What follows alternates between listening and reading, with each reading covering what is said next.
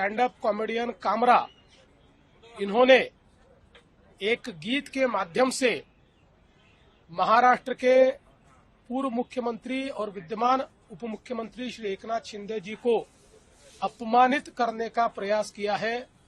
ये गलत है, हम इसकी निंदा करते हैं। ऐसी चीजों को सहन नहीं किया जा सकता। कामरा को मालूम होना चाहिए कि 2024 के चुनाव में जनता ने निर्णय कर दिया है कौन गद्दार है कौन खुद्दार है, और स्वर्गीय शिवसेना प्रमुख हिंदू हृदय सम्राट बाला साहब ठाकरे जी की विरासत ये शिंदे जी के पास है। इस पर जनता की मोहर लगी है, तो कोई स्टैंड अप कॉमेडियन खड़ा रहकर इस प्रकार से उनको गद्दार नहीं कह सकता। जनता ने दिखा दिया, जिन्होंने गद्दारी की, जिन्होंने बाला साहब ठाकरे के विचारों से गद्दारी की, उनको घर भेजने का काम ये जनता ने किया हुआ है।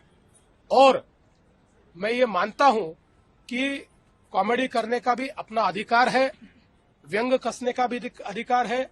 हमारे ऊपर भी चाहे जितना व्यंग कसिए, इसमें कोई किसी को दर्द नहीं है, लेकिन अगर जानबूझकर अपमानित करने का और इस प्रकार से इतने बड़े नेताओं को बदनाम करने का काम अगर कोई करेगा, तो मुझे ऐसा लगता है कि उसको सहन नहीं किया जाएगा। उस पर जो भी कानूनन कार्रवाई है वो कार्रवाई की जाएगी। बिल्कुल कुणाल कामरा, इन्होंने माफी मांगनी चाहिए।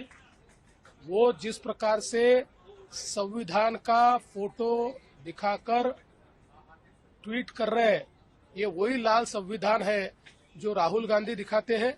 ये राहुल गांधी का संविधान जो न राहुल गांधी ने पढ़ा है न कामरा ने पढ़ा है।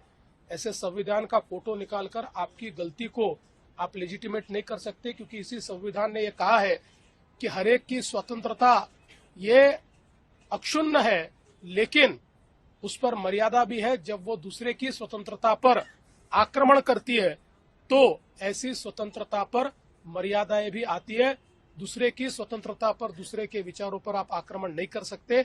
इसलिए राहुल गांधी का संविधान दिखाकर आप अपने कुकर्मों से नहीं बच सकते। कुणाल कामरा ने, मुझे नहीं लगता कुछ गलत कहा है। गद्दारों को गद्दार करना ये किसी पर हमला करने की बात नहीं है। जो गद्दार है वो गद्दार है, वो छोड़ो। वो नहीं, वो पूरा गाना आप सुन लो, चाहिए तो आपके पास होगा तो बजा कर दिखाओ। उसी गाने का जो अर्थ है वही तो है। नाही, कुणाल कामरा जे सत्य आहे ती जनभावना बोललेला आहे, आणि असं जर असेल तर तुम्ही सांगा की जो कोणी सत्य बोलेल, सत्यमेव जयते खोडून टाका आणि गद्दारमेव जयते लावा।